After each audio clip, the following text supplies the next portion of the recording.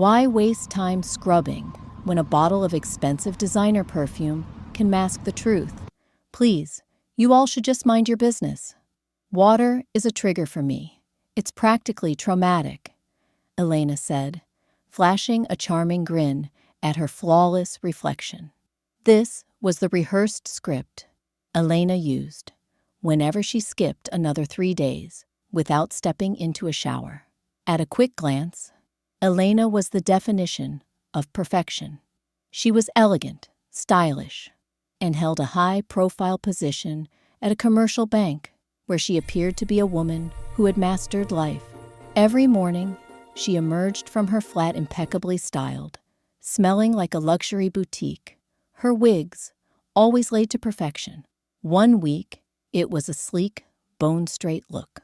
The next week, bouncing curls, then perhaps a sharp, sophisticated bob. She lived by one rule: society judges the book by its cover, and Elena made sure her cover was absolutely breathtaking. To her office mates, she was the clean queen, the one who stayed fresh, the one whose wardrobe was endless, the one who lived a life of luxury. But the reality behind her locked apartment door was a disturbing secret. Elena's home was a disaster zone, looking like a city hit by a natural disaster. Clothes were thrown everywhere: carpets, dining chairs, even across her pillows. Takeout boxes from 3 weeks ago sat in dark corners, growing their own ecosystems of mold. Her trash bin had been overflowing for months, yet she bypassed it daily as if it were a piece of modern art. She was too stingy to hire a professional cleaner, so she simply adapted to the grime. Cockroaches marched across the walls with an air of authority, acting like they paid the mortgage. Rats were frequent guests too, scavenging through discarded scraps like permanent residents. At night, the scratching sounds were constant, but Elena had tuned them out entirely. Sometimes, a flicker of guilt would strike.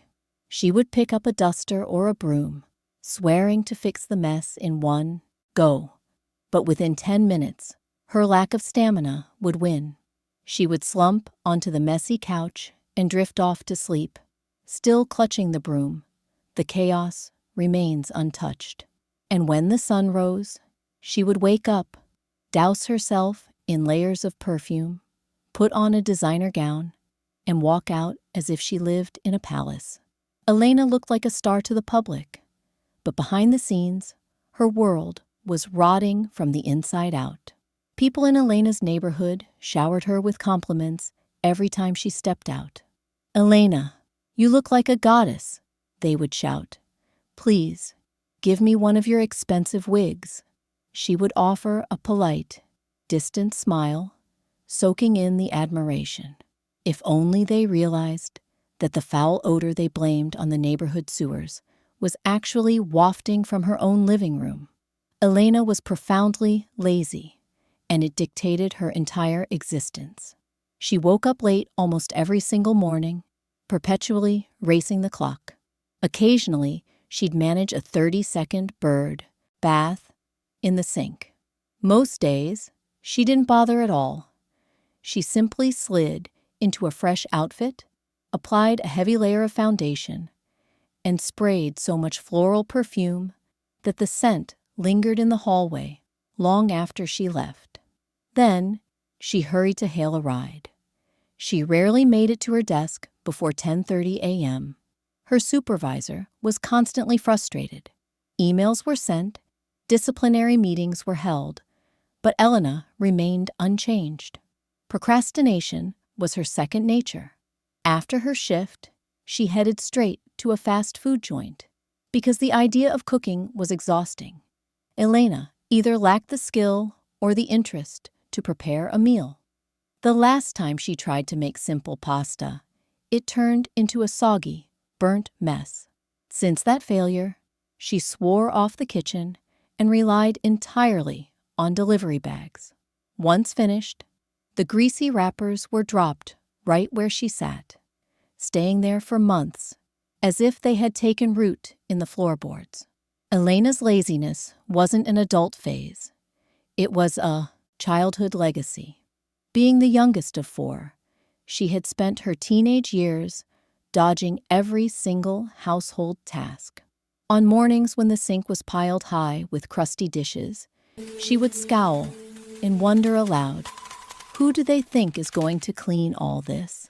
Then her daily performance would begin. She would heat a bowl of water, soak a cloth, and press it to her head. After that, she would crawl back under her duvet, moaning and pretending to have a high fever.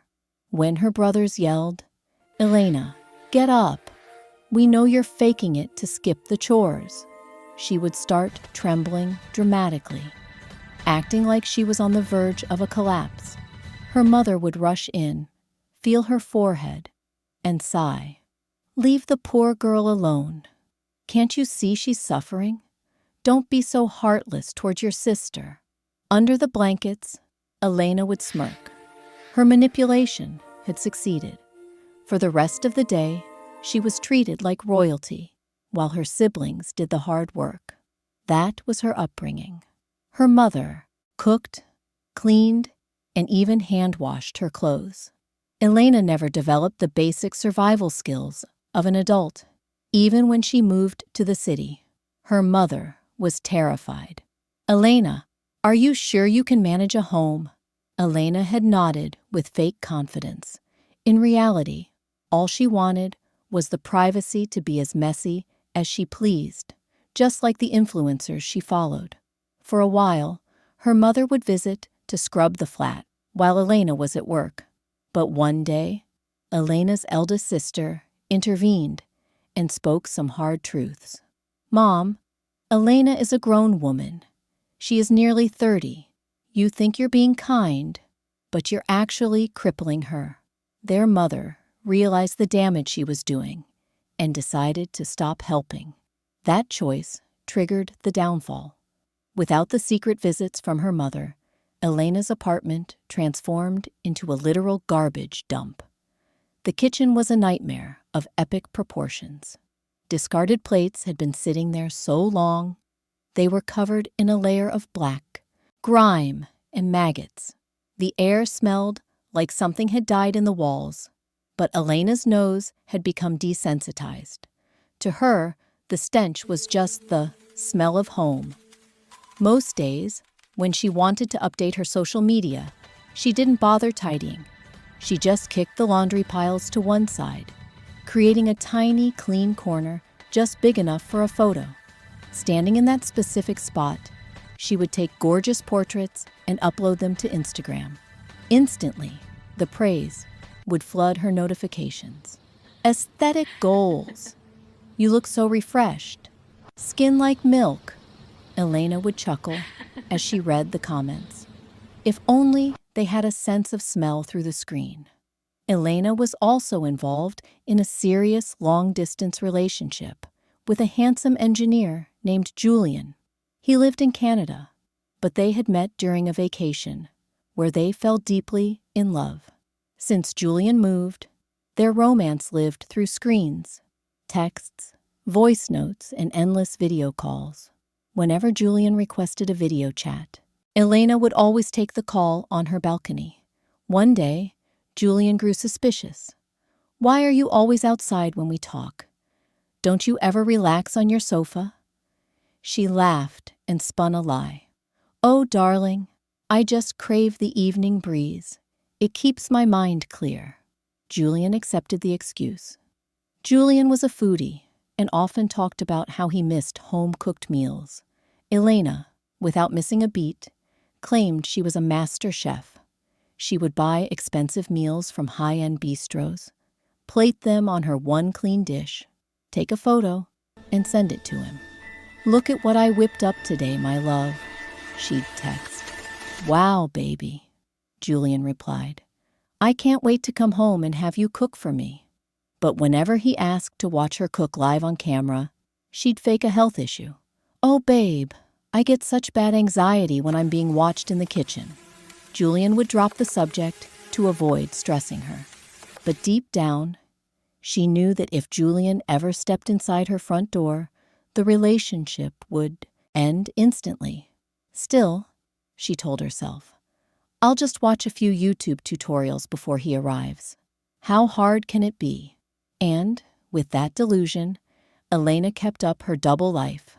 Glamorous on the outside, a social media star, but drowning in a mountain of filth she hoped would stay hidden forever. One Saturday, while Elena was chatting with Julian, his tone shifted to something serious. "Babe, I'm coming home in December," he said, "and I'm coming with a ring. I want to marry you." Elena was momentarily paralyzed. "Julian, are you for real?" she gasped. "Yes, my love. I'm ready to start our life together." Her heart raced with a mix of joy and terror. As soon as she hung up, she called her mother to boast. Her mother was happy, but deeply worried. "Elena, you can't cook. You can't even keep a room tidy. How will you manage a household?" "Mom, stop being a buzzkill. I'll learn everything from the internet before he gets here," Elena snapped. "Let's just focus on the wedding." Planning. The next Monday at the bank, Elena was late as usual, but she was too busy showing off her Canadian fiancé to care. "He's coming home in December for our big day," she announced to anyone who would listen. She walked through the office with her nose in the air, glowing with the pride of her upcoming marriage. Every evening, she lay on her dirty couch, scrolling past the roaches to look at $5,000 wedding dresses. "This silk gown is made for me," she'd whisper. Cleaning was still at the bottom of her list. Julian was thousands of miles away. She thought she had plenty of time. Instead of scrubbing, she spent her weekends meeting decorators. "I'll hire a crew to deep clean this place 2 days before he lands," she promised herself. She had no clue that her habit of leaving things for tomorrow was about to cost her everything. Julian arrived in the city 2 weeks earlier than expected on a bright Saturday morning. He wanted to catch her by surprise with a huge bouquet of lilies and an engagement ring. He took a taxi straight from the airport to her flat, his heart thumping with excitement. Inside the apartment, Elena was still passed out on the couch, snoring loudly. Her cockroach companions were busy exploring the coffee table. Suddenly, the doorbell echoed. She jumped, startled. "Who is bothering me at this hour?" she grumbled. "Nobody ever comes here." "It must be the delivery guy," she muttered, dragging herself to the door in her tattered nightgown. The moment the door swung open, her world stopped. "Julian!" she shrieked in pure terror. At that very second, 2 large rats scurried past Julian's feet and out into the hallway. Julian froze, looking at the door number to make sure he wasn't at a slum. Elena tried to pull him into a hug, but Julian stood rigid. "Oh, babe, please. I had a small party last night and didn't have time to tidy," Elena lied, her voice shaking with a forced laugh. "It's really nothing." Julian pushed past her into the living room. The stench of rotting food and unwashed laundry hit him like a brick wall. He covered his nose, physically gagging. Roaches were literally climbing the walls in broad daylight. The apartment was a biohazard. Without uttering a single word, Julian dropped the lilies on the dirty floor and turned around. "Julian, wait, let me explain," Elena screamed, chasing him down the stairs. But he was already in a cab, and within moments, he vanished. Elena collapsed on the stairs, sobbing. Neighbors stood in their doorways, watching the spectacle in silence. "Why didn't he call me? This is his fault for surprising me," she wailed. She went back inside and tried calling him 100 times. He never picked up. For the first time, Elena had no perfume strong enough to cover the truth.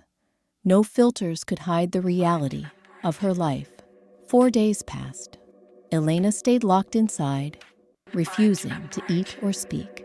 Her phone was blowing up with calls from her mother, but she ignored them. Julian had already blocked her on every platform, and the silence was deafening. In her depression, she didn't notice the bathroom drain had finally given up. Sludge and dirty water began to seep out, flooding the tiles and creeping toward the front door. The smell turned toxic, but she was too numb to care. One morning, she ran out of snacks and had to step out. In her haste, she didn't latch the door properly. While she was gone, the flood of filthy water began pouring out into the building's corridor. The janitor followed the trail of stinking water to Elena's door. Seeing it ajar, she knocked. No answer. She pushed the door open to investigate. The sight and smell made her nearly faint. "Elena," she called out. Nothing. In the kitchen, she saw the maggots and the mountains of trash. She let out a piercing scream and ran into the hallway. Neighbors rushed to the scene. "How can a human being live like this?" an old man asked, horrified. "A queen in the streets, a pig in the sheets," a woman mocked. People pulled out their phones. Within an hour, Elena's life was public property. When Elena returned, the compound was buzzing. People stared at her with disgust. Some whispered, "Dirty baddie," as she passed. She tried to maintain her pride, entered her flat, and saw the water. She grabbed a dirty towel to wipe it, then sat down to eat her burger. That was when her phone pinged. A video was trending. Inside the hidden life of the bank's cleanest girl. Her portraits were visible in the background of the filth. The comments were brutal. "Is this the same Elena from IG? I can smell this video from here." Elena's heart stopped. The phone fell into the grime. "Who did this?" she screamed. 4 more days of isolation followed. Her eyes were swollen from weeping. She lost weight rapidly. Then, the final blow came via email. She was fired for conduct unbecoming of a professional. One morning, a soft knock came. Elena checked the peephole. It was her mother. She opened the door and collapsed into her arms. "Mom, I've lost everything. I'm a laughingstock," she sobbed. Her mother held her tight. "It's my fault too, Elena. I pampered you until you became useless. I didn't listen to your siblings, but we are going home." They cleared what they could, packed her bags, and left the city for their hometown of Asaba that very night. Back in Asaba, life felt slow and punishing. Her siblings were all successful, running organized homes and raising families. And there she was, a 28-year-old failure starting from zero. Some nights, she just sat in the dark, wondering where it all went wrong. But her mother stayed by her side. "One day at a time, Elena," she whispered. Slowly, Elena began to heal. She started working at her mother's small shop. She learned to organize shelves, track inventory, and take responsibility. It was humbling, but necessary. Every evening, she followed her mother to the local market. In the kitchen, the real training began. It was a struggle. She burnt the rice, she oversalted the soup, and she cried out of frustration many times.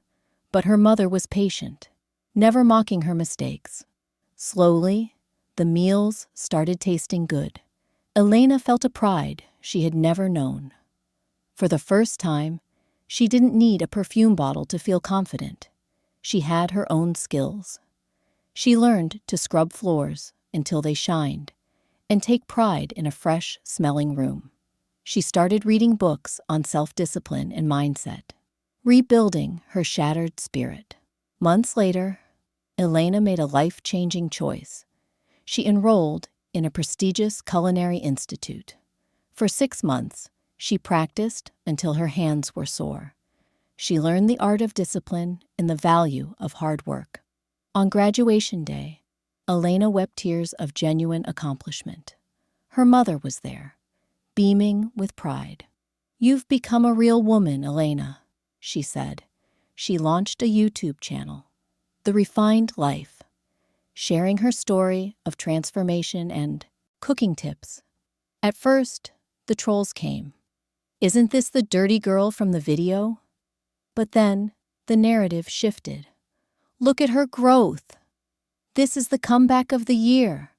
Elena ignored the noise and focused on the work. She moved into a modest, spotless apartment and started a private chef business. Her clients were the city's elite, and her reputation was now built on quality, not lies. Then, one rainy evening, her phone rang. An unknown number. "Hello?" she said. "Elena, it's Julian." Her heart skipped, but she didn't tremble. "Elena, I've seen your videos. I'm back in the country. Can we talk over dinner?" There was a long silence. "Julian," she said firmly, "I'm sorry, but no. I'm finally finding the woman I was meant to be. And I can't look back at the version of me you knew." She ended the call and felt a wave of peace. Elena wasn't angry. She was liberated. She had learned the hardest lesson, that true beauty isn't applied with a brush or a spray. It's built with effort and integrity. She chose a better path. This story reminds us that while we can deceive the world with a polished exterior, our true character eventually reveals itself. Mistakes aren't the end. They are the fertilizer for growth. Redemption belongs to those brave enough to clean up their own mess. Merry Christmas, everyone. Thank you for following this journey. Please share your thoughts in the comments and let me know where you are watching from.